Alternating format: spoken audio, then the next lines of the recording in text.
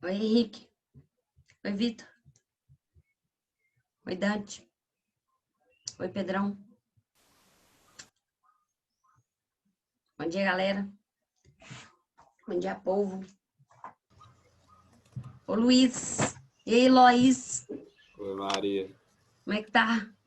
Tô joia. Tá bom. Oi, Luca. Oi, Letícia. Oi pra todos. E aí, Maria? Tudo bem?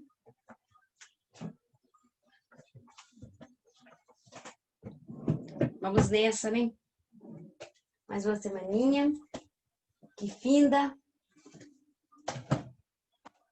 Nós vamos findar com essa apostila 2 também, né? Hoje.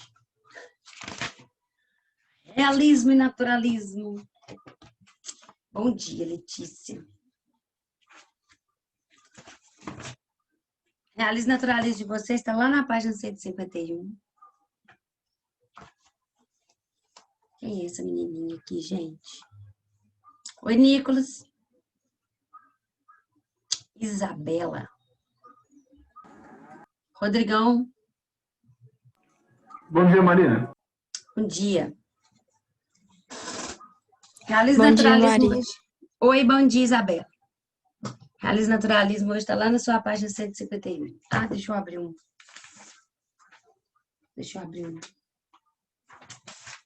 Slide aqui pra gente, para facilitar a nossa vida. Vamos lá, galera, vamos chegando aí. De leve. Vou pegar nosso slide aqui.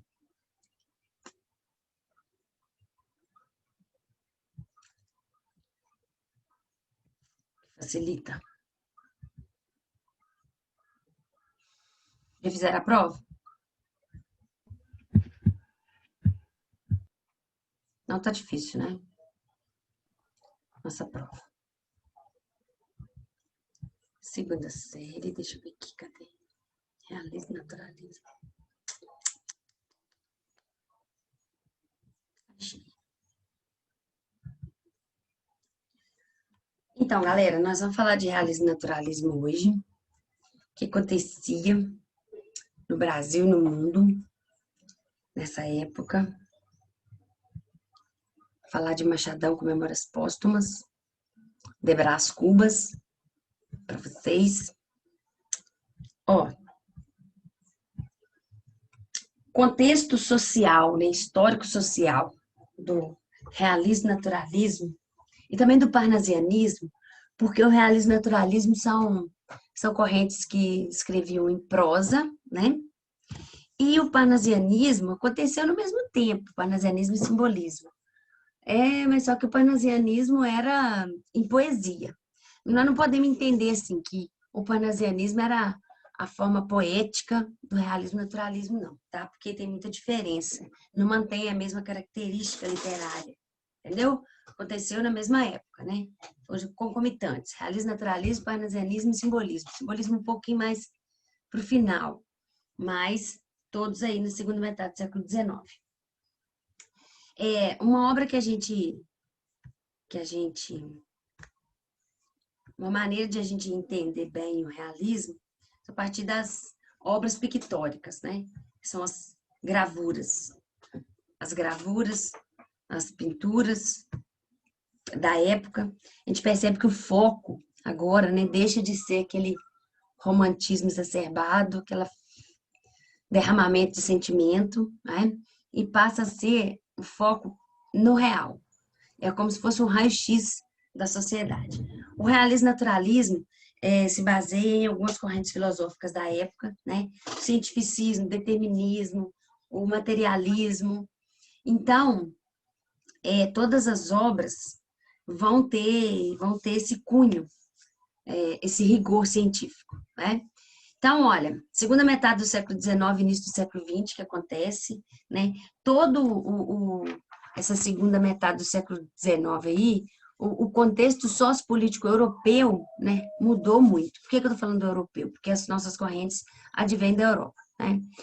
Eram lutas sociais, tentativa de revolução, novos ideais políticos, né, novas ideias científicas, né? O mundo agitava-se muito. E a literatura não podia mais, né, como no tempo do romantismo, viver de idealizações, né? Falar de uma coisa que, na verdade, não era o que acontecia.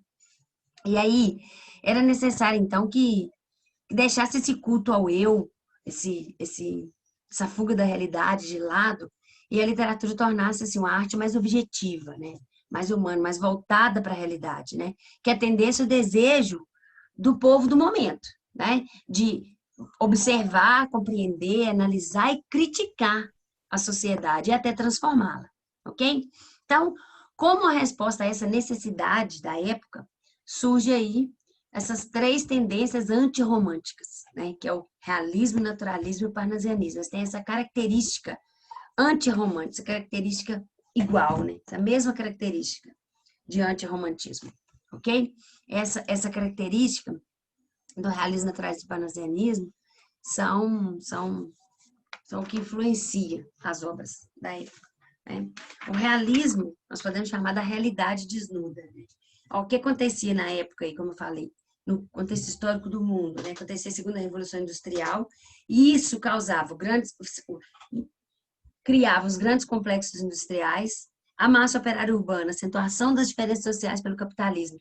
Por que acentuação das diferenças? Quem era pobre ficava cada vez mais pobre, quem era rico estava cada vez mais rico, né? Fora a massa que estava sem lugar para viver direito, né? Se aglomerando em cubículos, formando os cortiços da vida, não é? Ó, as influências que nós tivemos, então, no realismo e naturalismo. O determinismo do Taine, que o homem é produto do meio, da raça e do momento histórico, né? São três fatores. O positivismo do Augusto Comte, que só a razão, né? Só o que é útil é só o que é positivo. A razão é que tem que ser a partir da razão tem que ser baseada em todos os comportamentos humanos. O evolucionismo do Darwin, né, da origem das espécies, nega a origem divina, né? A origem das espécies é a origem evolutiva, né? A origem do Darwin, o evolucionismo do Darwin nega essa origem divina da espécie. O socialismo científico de Karl Marx e Engels. Esse socialismo científico aí caiu como uma luva para a sociedade da época, né? A análise crítica e científica do capitalismo, né? O materialismo histórico, os modos de produção material condicionam o processo de vida social, política e intelectual. Era o que acontecia, que estava acontecendo na época, ok? Ó, no mundo, o que inaugurou a literatura, que inaugurou o realismo? Madame Bovary, de Gustave Flaubert. Essa obra literária traz aí como tema adultério, crítica à burguesia, né? Mostra características psicológicas da personagem. Tem esse filme, tem esse livro em filme, Madame Bovary. Tá? Essa menina, ela é casada com um médico, me parece, alguém da área das medicinas. E ela mantém uma relação extraconjugal com outro camarada só porque ele compra alguns tecidos para ela fazer vestido, pra você ter ideia. Então, e o marido também sabe, mas ele aceita a situação, porque só para ela não poder não sair da high society, tipo isso, né? E em 1867, a primeira obra que inaugura o naturalismo no Brasil é Teresa e Raquin, do Émile Zola. O Émile Zola fala que quis estudar alguns temperamentos, olha, e eis aí todo o livro. Escolheu personagens soberanamente dominados pelos nervos e sangue, desprovidos de livre-arbítrio, levados a cada ato de suas vidas pela fatalidade da carne, ou seja, movido pelos instintos. É o que o naturalismo vai primar agora, não é? O realismo mostra a realidade, o naturalismo tem as características do realismo, mas acrescenta algumas outras, porque o naturalismo foca nesses ambientes promíscuos, né? Como o cortiço, né? Onde acontecem traições, onde acontecem assassinatos, onde se comete todas essas inescrupulosidades sentimentais, tá certo? Esses ambientes promíscuos. É o tema adultério, vingança e assassinato, ok? Então, essas duas obras aí é que inauguram o realismo e o naturalismo no mundo, ok? O que acontecia no Brasil na época? Segundo o reinado de Dom Pedro II estava em decadência e estava em voga aí os ideais republicanos. Em 1888, abolição da escravidão e 89, proclamação da República. A literatura no Brasil, nós temos o Mulato, que é o naturalismo, e Memórias Póstumas de Brás Cubas, que inicia o realismo brasileiro, ok? Memórias Póstumas de Brás Cubas é o que põe ponto final no romantismo e dá início às obras do realismo, ok? O Mulato, da Luiz Azevedo, é a representatividade do naturalismo no Brasil, né? Nós vamos ver depois aqui com mais a fundo as características do naturalismo. Vamos ficar hoje com o realismo por hora, ok? Principais características do realismo. Galera, tem alguém com o áudio ligado aí, amores? Observa para mim. Valeu. Veracidade, busca da verossimilhança. Verossimilhança com o mundo real, certo? Retrato da vida contemporânea. Diferente do romantismo, não há evasão para o passado ou para o futuro, né? Mostra a realidade que acontece, do que está em vigência. Retrato fiel das personagens, com suas qualidades e seus defeitos. Descrição, principalmente de caráter. O Machado de Assis vai falar no Memórias Póstumas de Brás Cubas, que você percebe ali que as mulheres, elas deixam de ser aquelas mulheres idealizadas do romantismo, né? Os homens não são mais heróis. Os homens agora eles têm as suas facetas sociais. Eles agem com inescrupulosidade para conseguir alcançar, para galgar um posto melhor na sociedade, né? As mulheres, elas são promíscuas, né? Como Machado de Assis fala em Memórias Póstumas de Brás Cubas, que o Brás Cubas ele teve um relacionamento com uma menina chamada Marcela, que era uma prostituta de luxo. Ele teve esse relacionamento com ela na sua infância, sua adolescência, desculpa. Então, ele fala assim, olha, Marcela amou-me durante 11 meses e 15 contos de réis, nada menos que isso. Por quê? Porque enquanto tinha dinheiro, ela amava. Que ela era uma prostituta de luxo. Então, agora as mulheres não são mostradas mais somente idealizadas, né? A idealização do romantismo agora dá lugar para a descrição do caráter real, ok? Detalhismo, busca por precisão, linguagem altamente detalhada, certo? Materialização do amor, materialização do humano, tá? Denúncia de injustiças sociais, o determinismo, que o ser humano é produto do meio, das circunstâncias. A gente vai ver isso aí na obra O Cortiço, da Luiz Azevedo, que é uma obra naturalista, né? Que o homem ele é realmente produto do meio. Nossa, tá vindo uma fumaça aqui na minha janela. Lá daquele bar Matinho pra lá, tem alguma coisa pegando fogo feio lá. Tá me deixando até sem ar aqui. Linguagem simples, natural e clara, porque é uma linguagem mais voltada para o povo, ok? Crítica aos costumes da burguesia. Como assim crítica? Nós vamos ver quando a gente analisar ali o Memórias Póstumas de Brás Cubas, né? Que faz crítica aos costumes da burguesia. Essa burguesia que é acostumada a viver de máscaras, de facetas, tá certo?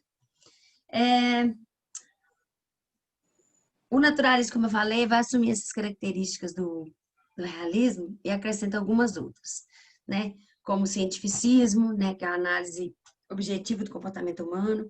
As obras do naturalismo, elas tendem a ser romance de tese. O que é isso? Comprovar que o ser humano age por instinto, né? Que ele é realmente influenciado pelos seus instintos. É como um animal.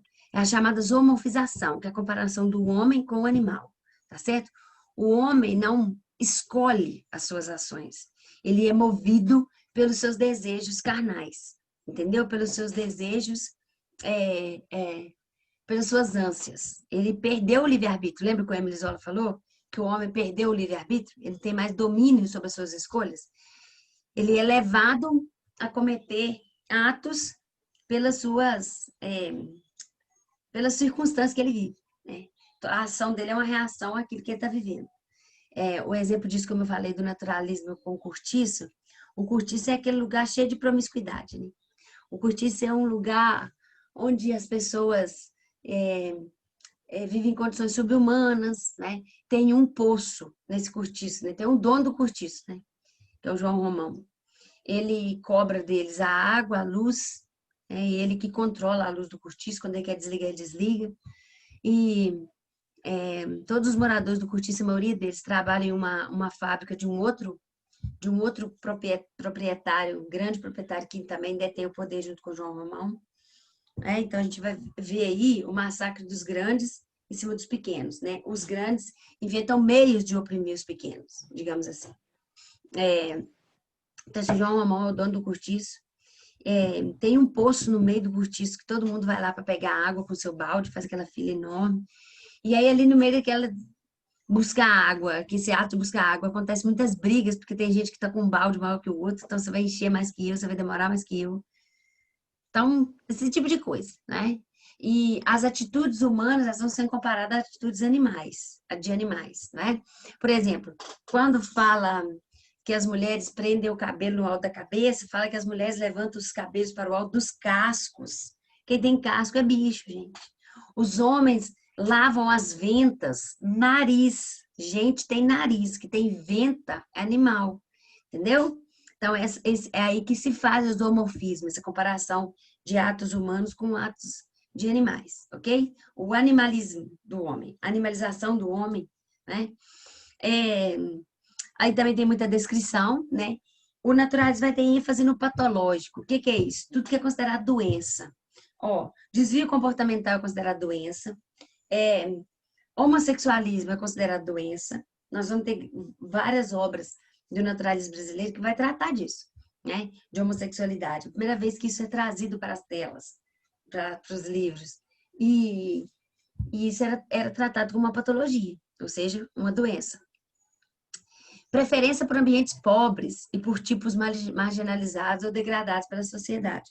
Por quê? Porque é aí onde já há mais ocorrência desse tipo de coisa, né? De traição, não estou falando que é só pobre que trai, não, presta atenção. Estou falando o seguinte, que são esses lugares que tem mais promiscuidade, que as coisas acontecem com mais naturalidade, entendeu? E aí acontecem assassinatos, como tem o Bom Crioulo, por exemplo. É uma obra do naturalismo que tem um crioulo mesmo, né? Um negro, que se apaixona por um outro cara, um grumete, que é em uma viagem de barco.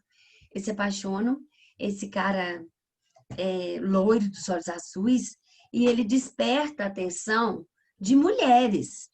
Então, nós vamos ter um triângulo amoroso inusitado. Geralmente, a gente tem dois homens disputando uma mulher, né? Duas mulheres disputando um homem. Aqui nós temos uma mulher tentando separar dois homens, entende? Então, assim, é uma coisa muito inusitada para a época, né? Então, esses ambientes aí marginalizados ou degradados são muito visados pelo naturalismo por isso, ok? Como eu falei para vocês, o realismo, naturalismo e panasianismo, né? Aconteceram simultaneamente, né?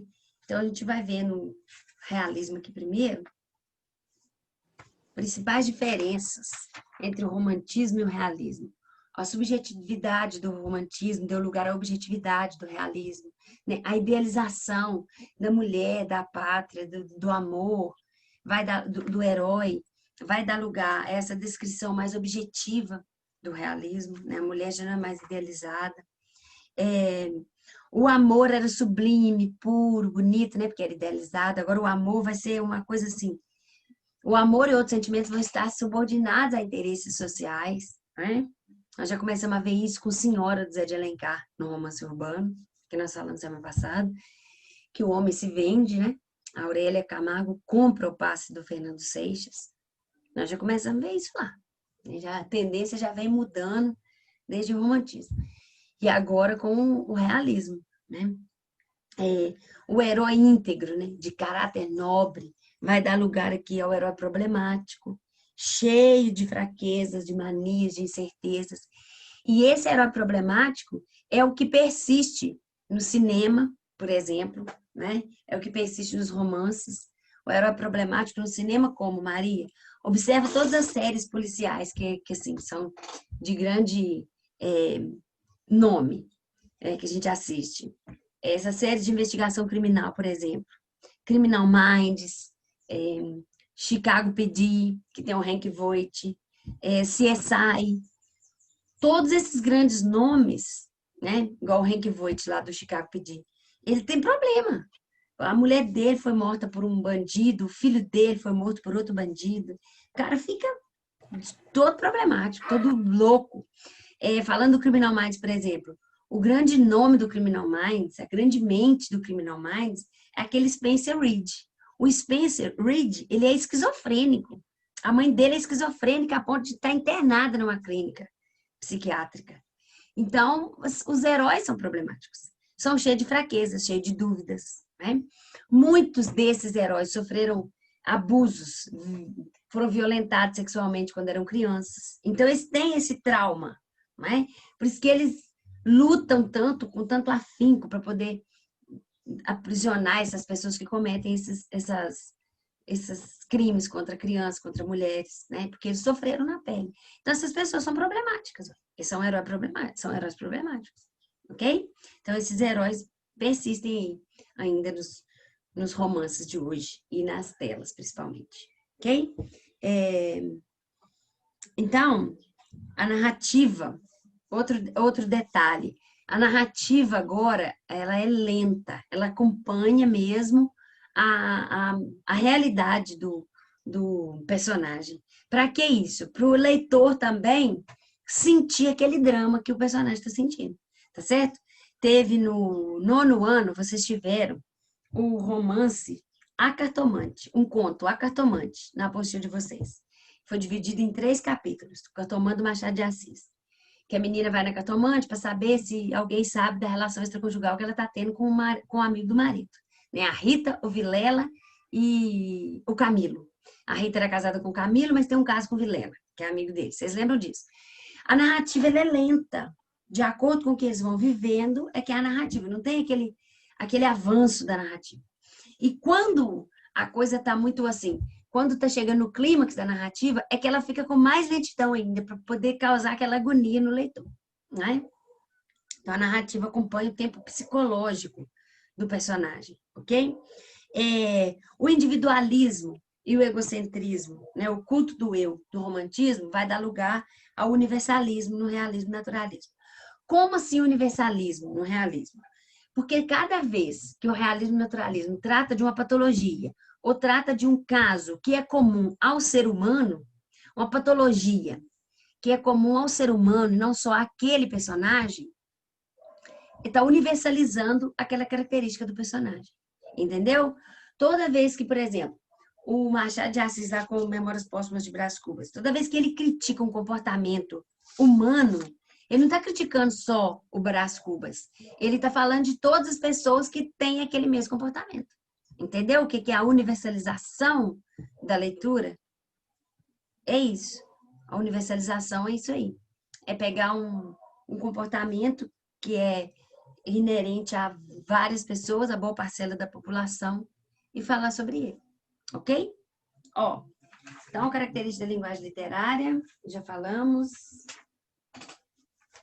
Agora nós vamos para o contexto, nós já falamos também do positivismo. O realismo do Brasil tem um grande nome, que é o Machadão de Assis. Deixa eu ver aqui se eu tenho um excerto de alguma coisa aqui, de realismo. Isso aqui é o naturalismo. Peraí, não é aqui que eu quero. Principais autores. Peraí, galera, vou interromper aqui, porque eu vou ver quem está falando comigo aqui também. Tem alguém perguntando alguma coisa. A Cartomante é realismo, meu amor. Machado de Assis é realismo, tá? Machado de Assis é realismo brasileiro. Peraí, deixa eu compartilhar aqui o realismo no Brasil. Esse aqui. Por que nós temos uma pintura como essas respigadoras aqui, do Millet? Porque na época, a gente vai ver aqui, peraí, deixa eu colocar isso aqui. As pinturas, né, as obras pictóricas, elas versavam também sobre, a temática delas era sobre a realidade, a dura realidade. A França o proletariado francês estava sofrendo com um trabalho exaustivo, os grandes proprietários de terra muito abastados e o proletariado quase que em condições subhumanas. Então, as respigadoras, o que são as respigadoras? Depois da colheita do milho, colheu o milho, se você olhar lá atrás, você vai ver que tem uma colheita, uma safra boa lá, com os paióis, né, a tulha, e tem ali uma safra boa. As respigadoras, elas têm que recolher o milho que sobra, porque passou colhendo o milho todo. Só que fica algumas espigas. Essas espigadoras, geralmente, esse trabalho é direcionado geralmente para mulheres. Elas têm que recolher todo esse milho que ficou perdido no campo até o pôr do sol. Então, assim, é um trabalho exaustivo, corrido, doloroso, né? Que tem que ficar abaixando, levantando, dói muito as costas. Então, isso aqui já é uma crítica, já é um raio-x da sociedade, entendeu? Então, as respigadoras faziam esse trabalho. Então, a gente vê um contraste da safra lá atrás, do proprietário, né? Olha a diferença do capitalismo. E essas mulheres aí, coitadas, esse trabalho exaustivo, né? Então, ele faz essa denúncia. Com essa obra aí, o Millet já faz essa denúncia do proletariado francês da época, ok? São muitas obras pictóricas que mostram o trabalho diário das pessoas, né? Tem uma outra, aqui, ó, a apostila de vocês trouxe aqui, ó, o Gustavo Courbet com o Quebra-Pedras. Aqui, ó. O Quebra-Pedras do Gustavo Courbet. O que é isso, quebra-pedra? Um trabalho doloroso, né, gente? Quebra-pedra o dia inteiro, você já pensou? Dói as mãos todas calejadas de tanto que marretar a pedra, dói a cabeça de tanto barulho no ouvido. Imagina, são coisas assim, muito degradantes para o ser humano, entendeu? Então, as obras pictóricas do realismo também vão falar disso daí. Eu vou falar aqui para vocês do Machado de Assis agora, que é o principal representante do realismo brasileiro, ok? As características dele, do Machadão, na sua obra. Intertextualidade, ele faz intertextualidade com a Cartomante, por exemplo, que vocês leram lá.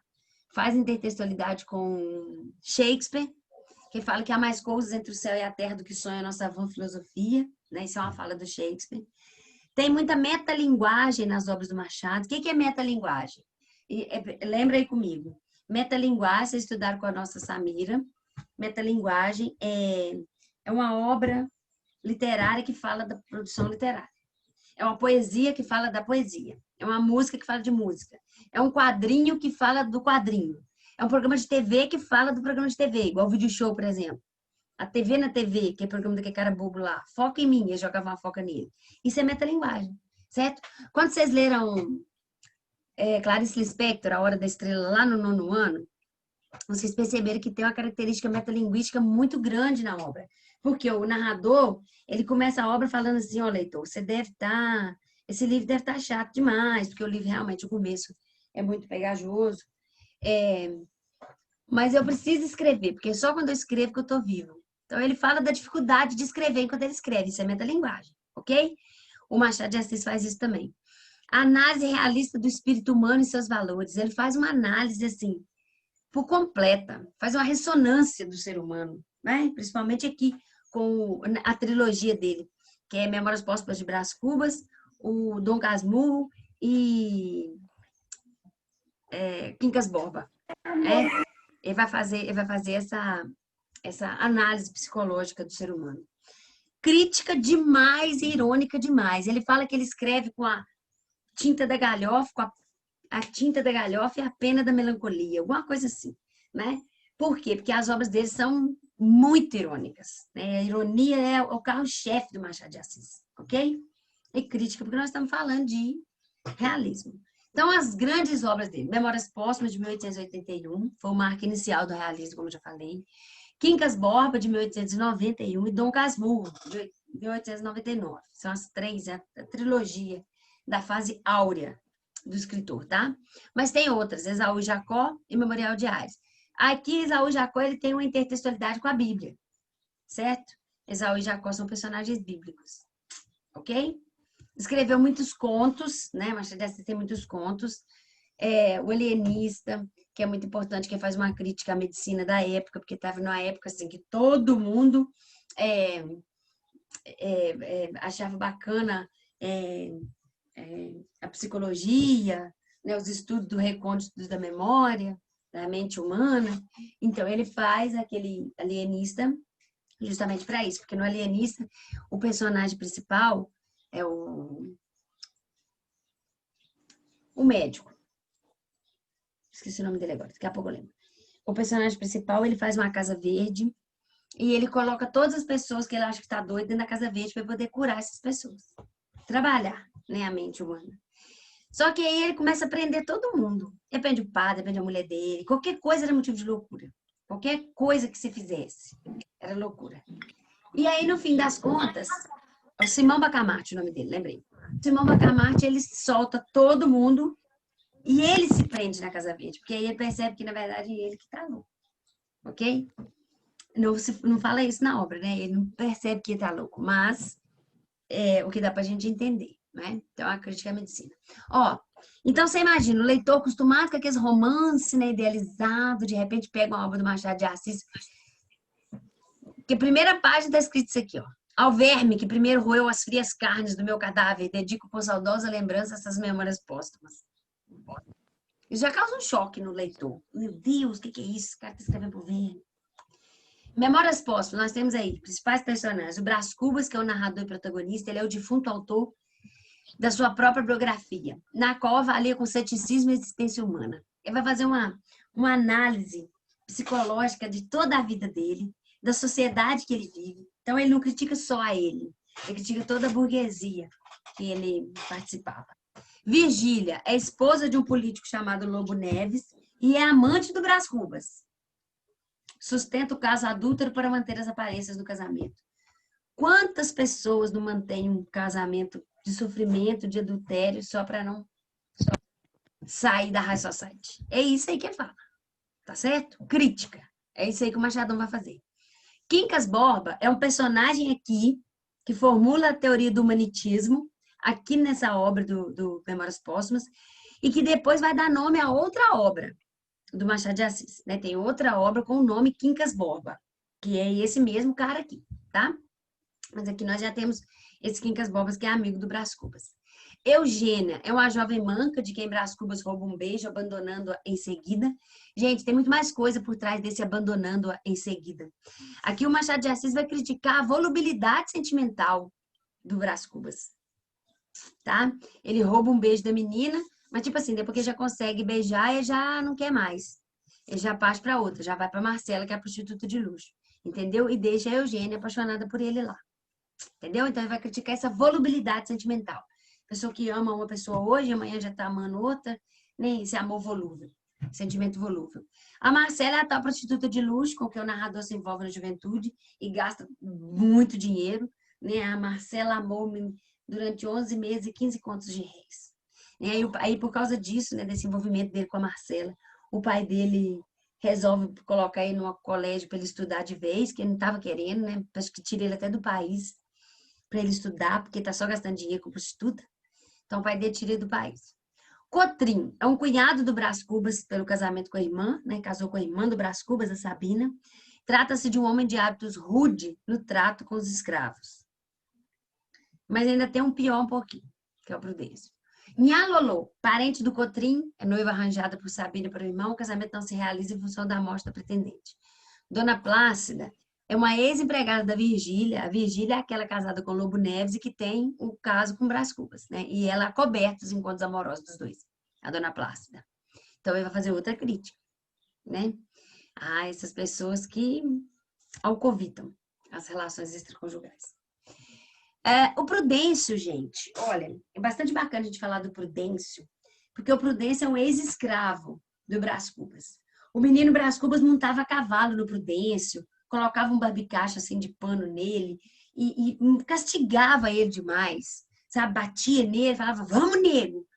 E o Machado de Assis fala isso com muita clareza, faz uma análise da criança Brás Cubas, de como que a criança era, né? É o Brás Cubas falando de como ele era.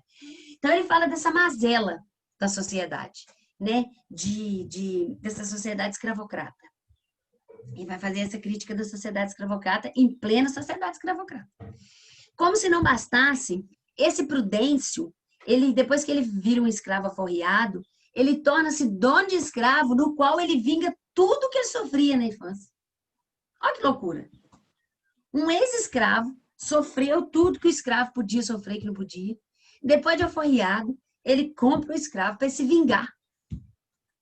Olha a pobreza, olha o vazio da mente humana. Entende? E outra coisa, olha a ironia da escolha do nome do personagem. Por que eu tô falando isso aqui para vocês? Por mais que vocês não tenham lido a obra, vocês vão entender onde é que estão as características do realismo na obra, entendeu? Vocês podem olhar lá. Eu até tenho um resumo crítico, uma análise crítica dessa obra aqui. Quem quiser depois me pede, porque ela é bem grandinha, eu posso mandar. Mas aí vocês vão entender o prudêncio. Ô, gente, o que é prudência? A pessoa prudente é aquela pessoa que age com sensatez, com equilíbrio emocional, aquela pessoa que pensa nas consequências das suas atitudes, certo? É tudo que prudência não tem, galera. Como prudência não tem nada de prudente. Né? Depois que ele é alforriado, que ele já sofreu tudo, ele se vinga em outra pessoa, tudo aquilo que ele passou. Então, isso aqui é a ironia do Machado de Assis, né? Da escolha do nome. Maria, Prudêncio. Oi, gato. o que é verossimilhança? Verossimilhança? Ah, tá. Verossimilhança é a característica que uma obra tem de parecer com o mundo real.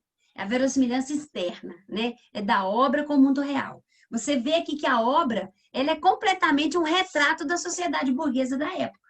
Então, a obra tem muito verossimilhança com a sociedade. É verossimilhança externa, tá bom? Trabalhando verossimilhança, Marina, deixa eu te explicar aqui. Por exemplo, quando a gente trabalha conto de fadas, a história dos três porquinhos. Vou falar dos três porquinhos que eu vi aqui agora. A história dos três porquinhos. A gente não procura verossimilhança externa na história dos três porquinhos, Maria, mas porco não anda, porco não fala, porco não constrói casa. Lobo também não assopra, não come porquinho assado. A gente não critica porque a gente sabe que isso não tem verossimilhança externa, ou seja, da obra com o mundo real, mas mantém uma verossimilhança interna da obra com ela mesma. Porque faz parte de um conto maravilhoso, maravilhoso onde tudo pode acontecer. O maravilhoso mundo da Disney, onde tudo pode acontecer. Entende? Então, a gente entende que essa verossimilhança interna, esse porquinho que fala, que usa calça, que carrega um violão, que constrói casa de tijolo, faz parte do contexto da história. Entendeu o que é a verossimilhança? Então, a verossimilhança é a capacidade que ele tem de parecer com o real. Verossimilhança externa é a obra com o mundo real. Verossimilhança interna é a obra nela mesma. Ok? Então, a gente não critica, a gente lê uma história aí e a gente sabe que... Por exemplo, quando você assiste o filme lá dos vampiros lá, aquela saga Crepúsculo, você não critica, você não fala, nossa, mas como que essa humana se apaixona por um vampiro? Não, gente, porque isso aí tem verossimilhança interna, faz parte da natureza daquela narrativa.